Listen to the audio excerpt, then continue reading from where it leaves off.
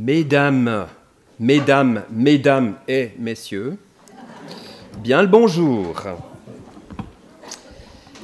Alors, merci Vérène pour la présentation. Ça fait un peu pompeux et vous verrez qu'on va revenir au niveau de la Terre parce que j'aime pas faire des théories, mais j'aime bien être au niveau de la Terre. Alors, effectivement, j'ai grandi il n'y a pas très loin d'ici, à l'avenue des Renevers, pour ceux qui connaissent Morges.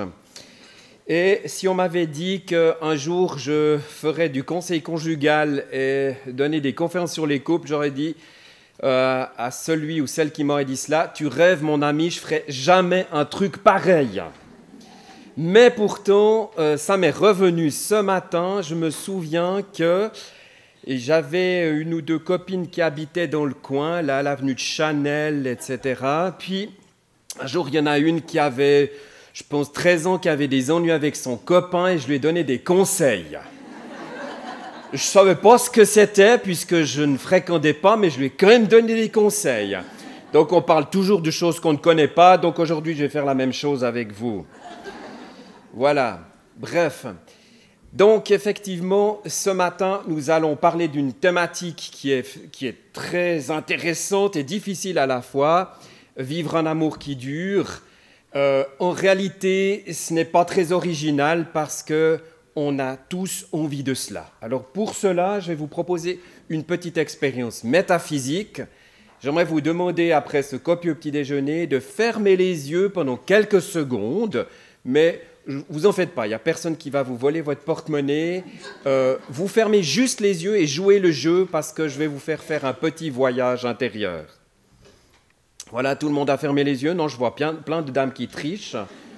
Vous serez pénalisés à la fin de la matinée. Voilà. Bon, vous avez les yeux fermés et maintenant vous vous rappelez de quand vous aviez 14, 15, 16 ans, y compris pour les messieurs d'ailleurs, et que vous rêviez au prince charmant, respectivement à la super nana que vous alliez, enfin voilà.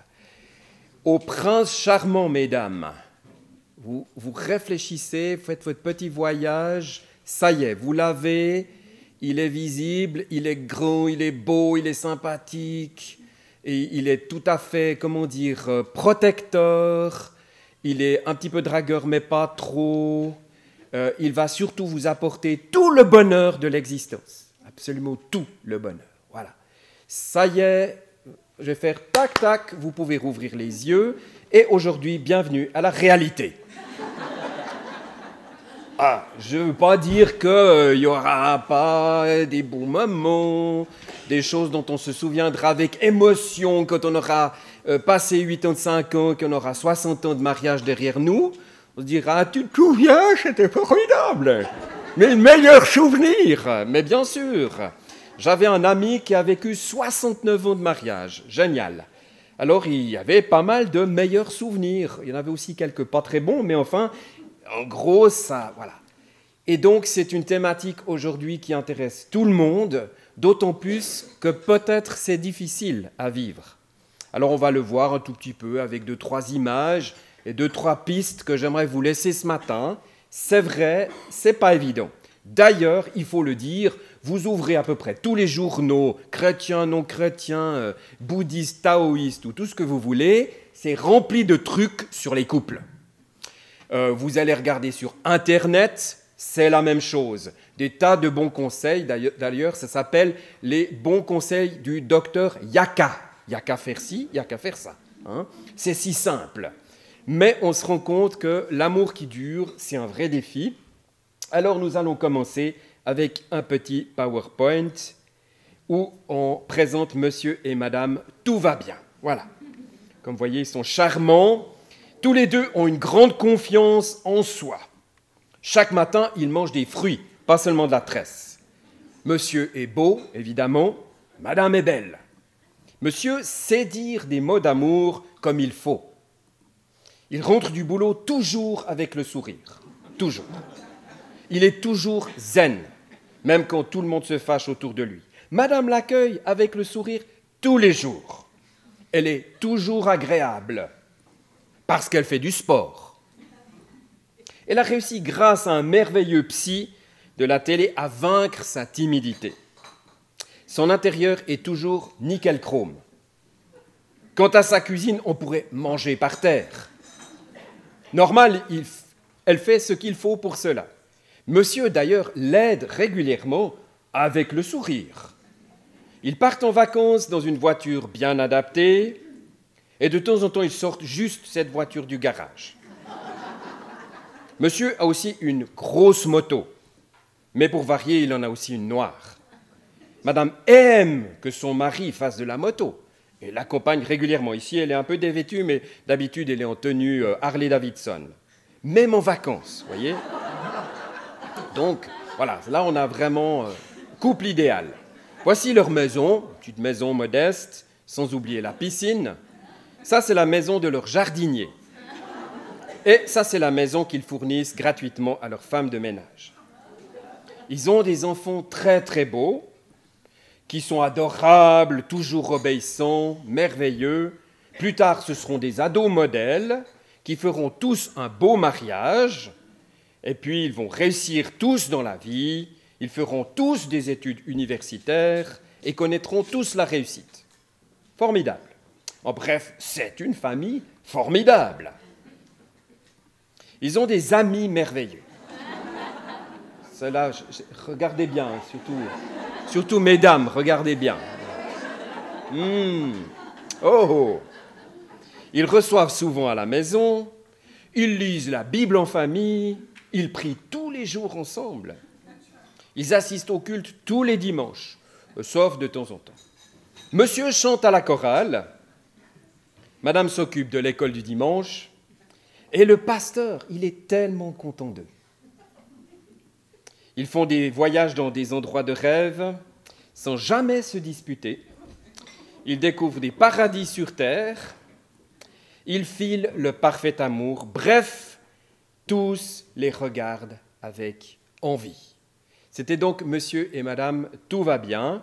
Je fais une petite pause juste là pour dire, bon, évidemment, vous avez bien compris, c'est caricaturé, c'est exagéré. Et en même temps, vous voyez quelque part, au fond, si les choses pouvaient se passer comme ça, on serait vraiment très content, n'est-ce pas? Ça serait tellement bien de ne pas avoir de problème, de ne pas avoir de conflit. Ça serait tellement génial qu'il n'y ait jamais un éclat de voix, n'est-ce pas?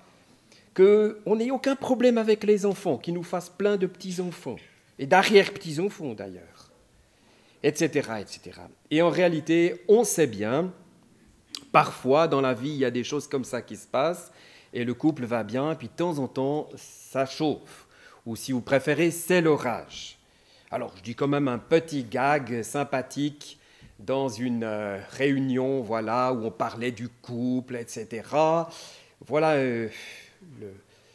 quelqu'un qui crie depuis le fond de la salle « Ah, c'est formidable! Dans notre couple, c'est toujours ciel bleu !»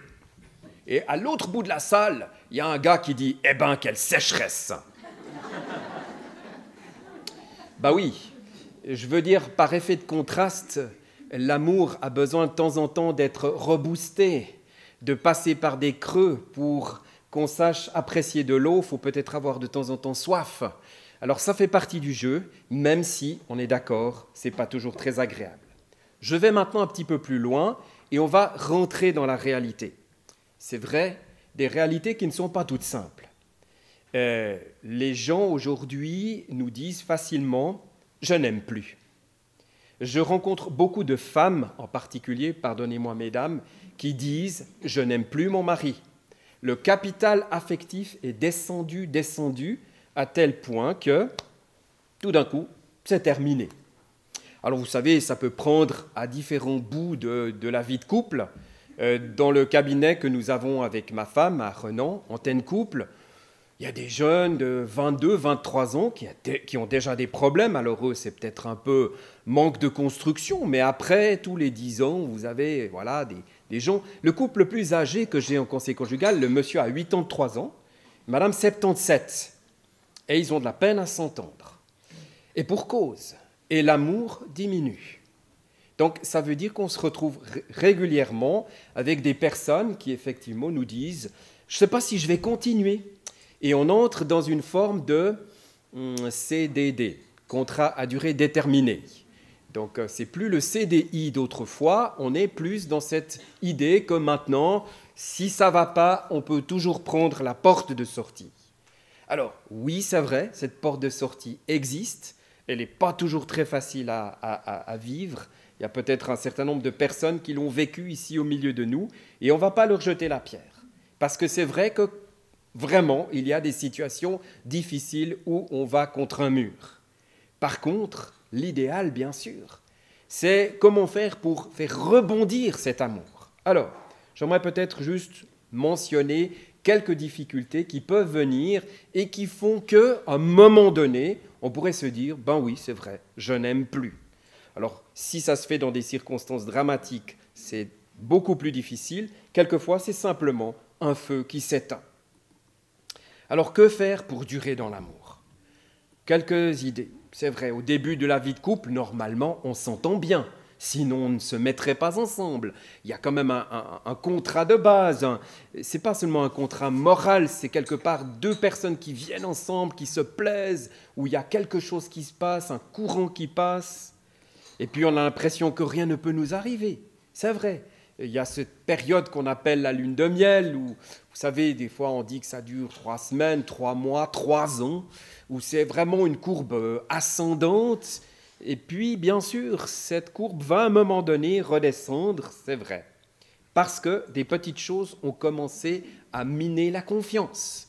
Par exemple, il est toujours en retard. Ou bien encore, il est toujours occupé par son travail. Voilà, c'est vrai, c'est tellement prenant aujourd'hui. Vous avez des hommes et des femmes pour garder leur travail qui ont cette nécessité de bosser, rentrer tard. Mais aussi, elle est toujours avec son iPad. Excusez-moi, le cliché est un peu coupé, mais ma foi, on devine. Oui, madame est avec son iPad. Monsieur rentre, il trouve madame avec son iPad, pas son amant, son iPad. Et puis après viennent des choses comme ça. Je déteste qu'elle me dise toujours comment faire les choses que je fais ou je ne fais pas. Je me sens rejeté ou critiqué. Ça, c'est le monsieur qui dit. Parce que madame sait très bien ce que le monsieur doit faire. Surtout quand il rentre, il a tout un programme. C'est formaté comme ça. Il enfile la cassette ou le petit DVD et hop, ça se met en route. Je déteste qu'il oublie de faire ce que je lui ai demandé et de devoir le harceler pour qu'il s'exécute. Vous voyez, même si on met des pense-bêtes sur la table de nuit, monsieur ne bouge pas. Mais je n'aime pas qu'elle s'inquiète de tout ce qui pourrait arriver. L'angoisse. Elle n'a pas confiance en moi. Je n'aime pas qu'il élève la voix. Oh là là là là. Surtout dans notre culture, j'allais dire, vaudoise, romande, on n'aime pas quand les gens montent le ton. Qu'ils se mettent à énumérer toutes les raisons qui justifient son opinion. Non, non, ça, écoute mon chéri, stop, arrête. Tu ne te rends pas compte, tu dois te faire soigner. Tu es colérique. Cela fait que je me sens fautive. Tout d'un coup, voilà, madame est aussi dans son fauteuil de victime, victime de la colère de monsieur. Et donc, quelque part, si vous voulez, on entre dans des mécanismes qui font que l'amour est difficile à cultiver dans une ambiance comme ça. Mais monsieur va aussi dire, je n'aime pas qu'elle s'offusque de ce que je dis. Elle n'arrête pas de se vexer. Vous savez, il y a un petit mot, bouder. Je pense que beaucoup de dames ne boudent jamais, ça c'est clair. Il y en a juste peut-être quelques-unes qui se reconnaîtront là-dedans. Autrefois, dans les maisons, il y avait un boudoir. N'est-ce pas? C'était une pièce où madame pouvait aller bouder sans que son mari y ait accès. Il faudrait réintroduire, je pense. Elle m'en veut parce que j'ai manqué notre anniversaire de mariage. Waouh! Là, je peux vous dire que l'amour, il perd des points, parce que l'amour, c'est comme une carte à points, ça perd des points. Plus difficile à retrouver qu'à perdre, d'ailleurs. Il est jaloux parce que je m'entends bien avec son meilleur copain. Ah là, on commence à voir qu'il y a des petites choses qui peuvent se mettre au travers de la route. Et vous connaissez Pinocchio, quand il dit « un mensonge, son nez s'allonge ». Parfois, dans le couple, la confiance diminue parce qu'on commence à se mentir un petit peu. Ça ne sera pas des grandes cachotteries au début, des petites choses. « Ah oui, j'ai juste oublié de te dire que ». Ou tout d'un coup, monsieur voit que et madame voit que. On fait des choses en cachette. On commence à devenir soupçonneux. Monsieur passe beaucoup de temps sur son attel. Et madame est toujours sur son PC ou son Mac ou son Linux ou je ne sais pas quoi. Et je ne sais pas si elle me cache des choses. Vous voyez, ici, on a une espèce de... Je n'ai pas de petite tirette, mais voyez la main, là. Alors, je peux vous dire une chose, c'est que dans le cabinet de conseil conjugal, j'ai beaucoup de situations comme ça. Monsieur a commencé une bonne relation avec une collègue de travail, et puis tout d'un coup, ils vont manger ensemble, et puis ça se répète. Et puis, il n'ose quand même pas trop le dire à sa femme. Et puis, tout d'un coup, voilà, ça commence. Ou le contraire, madame a recommencé à travailler après un long temps passé à la maison, voyez. Et du coup, voilà, il y a un gentil collègue qui, par hasard, est juste divorcé et qui s'intéresse et qui peut offrir cette écoute admirable que mon mari ne me donne plus, voyez. Et donc, c'est ces situations où ça s'est malheureusement développé, et là, l'amour vient prendre encore quelques coups négatifs. Il y a bien sûr les disputes. Personne n'aime les conflits. Quelquefois, ils sont nécessaires parce que ça fait ressortir les choses, mais en attendant, quand on est dedans, là aussi, on est en difficulté. Parfois, les conflits, ce n'est pas de se disputer, mais c'est de ne plus se parler. On se fait la tête dès le matin, etc. Vous voyez, on ne se dit pas bonjour. Enfin, je fais une petite vérification. Pour les personnes qui sont en couple ici, vous avez dit un gentil bonjour à monsieur, respectivement madame, ou bien vous avez fait comme ça. Vous voyez. Je connais des gens qui se réveillent et puis bon, ils disent « Avant 3 tasses de café, je suis incapable d'être gentil. » Bon, d'accord. Alors, ils donnent leur amitié au café d'abord. Pourquoi pas? Puis après, peut-être qu'ils arriveront à être sympas. Chacun vit dans son monde, voyez. Et aujourd'hui, c'est possible. Moi, je prends le train tous les jours, de Lausanne à Renan, etc. Je pense que les gens sont à peu près à 3/4 sur leur téléphone, leur machin. C'est juste stupéfiant. On est dans sa bulle. C'est formidable que vous soyez là ce matin. Vous auriez pu suivre, je sais pas, sur une télévision, acheter un DVD. Question pour monsieur, est-ce que j'aime toujours ma femme? Est-ce que j'aime toujours? Et ça, c'est une question pernicieuse parce que quelque part, elle introduit le doute. Alors, je répondrai tout à l'heure à cette question-là. Une question pour madame, est-ce que je suis toujours attiré par mon homme? Est-ce qu'il y a toujours quelque chose qui me tire vers lui? Question pour madame, est-ce que je connais encore mon homme? Vous voyez? Il y a parfois cette idée, mais j'aime quelqu'un, mais je ne sais plus qui il est. Parce qu'il a changé, parce qu'il n'est plus comme avant, n'est-ce pas? Et puis, question pour monsieur, est-ce que je comprends ce qui se passe dans le cœur de ma femme? Alors là, je peux vous dire, il y a des hommes qui comprennent 0,0. On leur demande, madame répète son discours 3 fois, monsieur, il a zappé. Il est ailleurs, il est sur une planète, il a surfé sur la vague, comme dit si bien Mars et Vénus, là. C'est incroyable. Voilà. Alors je commence à penser que je ne crois plus en mon couple. Donc vous voyez, là je suis très pessimiste, je suis sûr que vous n'avez jamais vécu cela. Mais en attendant, peut-être, il y a tout de même ces petites insinuations parfois qui vont jusqu'au fait qu'une photo, n'est-ce pas, une photo peut être déchirée. Et j'ai eu l'autre jour dans mon bureau une dame qui m'a dit « J'ai déchiré notre photo de mariage ». Ça m'a fait très mal d'entendre cela. Je crois que c'était un acte violent qu'elle a fait pour essayer d'aller susciter le dernier élan chez son mari, mais son mari n'a pas réagi, il a laissé la photo par terre, et voilà, pour le moment, elle est brisée. Alors la question reste évidemment, comment vivre un amour qui dure? Parce que je ne vais pas vous parler que de problèmes, on va aussi essayer de répondre à la question, comment vivre un amour qui dure? Est-ce que c'est possible? Et j'aimerais commencer par dire que l'amour, puisque je vous ai fait fermer les yeux au début de ce petit exercice, l'amour, c'est quelque chose qui est comme un feu. Voilà, ça s'est réveillé une fois, on a aimé, même peut-être pour les personnes qui sont seules, vous avez peut-être aimé, il y a un moment où on aime, on est capable d'aimer, on est capable d'aller avoir besoin de quelqu'un d'autre, et là on réveille un feu. Et j'allais dire que quand un couple se forme, pas une amourette, vous savez, de style ça dure 2 mois, puis après, voilà, on s'est quitté. C'est plus quelque chose qui a commencé, où on a fondé quelque chose. C'est comme s'il y avait un feu qui s'était créé, et que ce feu, alors je vais vous annoncer une belle vérité, ce feu, on ne peut jamais, jamais l'éteindre. Jamais.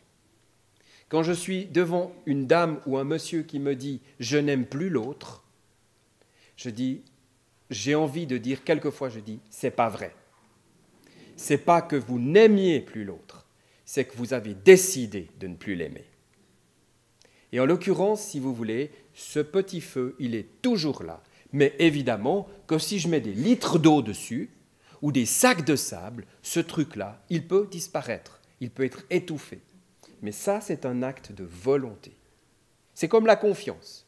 La confiance, elle peut disparaître parce que vous avez été trahi, parce qu'il y a quelque chose de difficile qui s'est passé. Mais on peut la faire renaître. Et comment on fait renaître la confiance ? En décidant. C'est un acte décisif. Et si vous voulez, par rapport à cela, j'aimerais vous dire que l'amour, si c'est un tout petit feu, alors on peut toujours remettre quelques brindilles dessus. Et ça ne sert à rien de mettre une grosse bûche, voyez ? Si vous avez un amour qui est comme ça, grand comme une toute petite flamèche, ou même un truc qui est en train de fumer, vous arrivez, vous mettez une grosse bûche, genre on va faire un week-end couple ensemble, c'est inutile. J'ai des fois des gens qui me disent, voilà, on a compris qu'il fallait remettre un petit peu de combustible voilà, dans notre amour, on va faire un week-end. Je me dis, oh, quelle horreur. Mais quelle horreur. Ils vont partir énervés parce qu'ils auront dû poser les enfants je ne sais pas où. Ensuite, ils iront au bain de Vrona, mais il y a un monde fou là-bas. Ensuite, ils voudront vivre un bon repas, alors ils iront au restaurant, alors ils feront un bon repas. Après, ils auront prévu une partie de sexe, mais malheureusement, avec un bon repas, c'est pas très compatible. Puis de toute façon, monsieur ne sait plus comment faire pour approcher madame, puis madame, au fond, elle n'a pas envie. Donc la nuit est ratée, on dort mal, madame se retrouve à la salle de bain en train de prendre une tisane, et le dimanche continue comme ça, mais attendez, ça c'est une grosse bûche, hein, dans tous les sens du terme. Non, quand on a un petit truc comme ça, on y va délicatement, on souffle délicatement sur la flamme, et on essaye de voir par quel bout on peut prendre les choses. Vivre un amour qui dure, c'est pas traiter tous les problèmes en même temps. Vous savez, et vous allez le voir avec la fiche qui va vous être donnée, je vous ai fait le cadeau de vous mettre les 20 domaines du couple auxquels vous allez devoir donner des notes. Waouh! Sentez le boulot, hein? On ne peut pas ouvrir 20 chantiers à la fois. Vous savez, c'est comme une rue où vous avez des chantiers partout. Alors les chantiers, c'est comment? Eh bien, ça se caractérise par un trou, puis il y a une barrière rouge autour, et il n'y a jamais un ouvrier dans le trou, ce qui fait que le trou reste. Puis vous avez un trou tous les 20 mètres. Et quelquefois, vivre un amour qui dure, c'est se dire par quel trou on commence. On va à bout. C'est quoi le chantier? On doit faire quoi? Et l'art, c'est peut-être se dire, allez, on va peut-être commencer ou recommencer avec un peu de communication, ou avec un petit peu de quelque chose là qu'on va faire ensemble, peut-être juste une petite promenade, se balader au bord du lac, se donner la main ou aller manger une glace ou quelque chose comme ça. Mais juste être bien ensemble pendant 20 minutes, ça vaut mieux qu'être mal pendant 20 heures. Alors, la question reste donc comment vivre un amour qui dure. J'aimerais dire que l'entente et la longévité du couple n'est pas basée sur le fait de se sentir sur la même longueur d'onde. Parce que des fois, on n'est plus sur la même longueur d'onde. Ce n'est pas une question de sentir. Vous savez, aujourd'hui, on travaille au palpitomètre. Hein. Je sens que. Aujourd'hui, je sens. Ah, c'est formidable. Je sens des ondes positives. Bon, tant mieux, formidable. Puis qu'est-ce qui va se passer quand ce seront des ondes négatives? Ah bah, alors là, peut-être que je vais partir. Ben non. En réalité, si vous voulez, être sur la même longueur d'onde, c'est peut-être d'abord s'ajuster un tout petit peu. Déjà au niveau communicatif, est-ce qu'on parle de la même chose? Et puis, j'allais dire que heureusement, il n'y a pas que des couples qui vont affreusement mal et qui finissent par se séparer.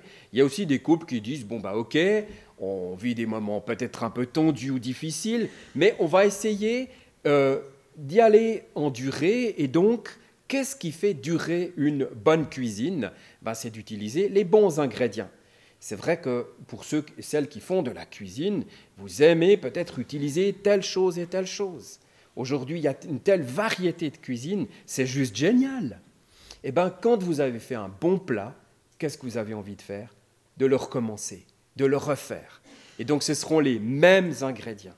Ce qui fait la force aujourd'hui de votre couple, ce qui fait qu'aujourd'hui, vous êtes encore en couple, ça, c'est à analyser, à comprendre et à se dire, OK, on met aussi l'accent sur nos points forts. Il y a des gens qui sont nuls au niveau de la communication, mais ils sont très forts, par exemple, au niveau du service. Servir ensemble, vous voyez. C'est là qu'il faut mettre l'accent. Il n'est pas dit que tous les couples doivent faire la même chose avec la même recette. Vous imaginez un tout petit peu? La standardisation au niveau des couples, ça n'existe pas. Votre amour, l'amour que vous avez dans votre couple, il est absolument unique.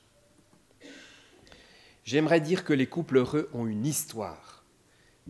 Une histoire, ça veut dire une belle histoire, et quelquefois des histoires. Si leur relation est solide aujourd'hui, c'est parce qu'ils ont pu traverser les tempêtes de la vie. Et des tempêtes, on sait, il y en aura. Je l'ai dit au début, c'est normal, ça fait partie des règles du jeu. Donc, on en ressort renforcé.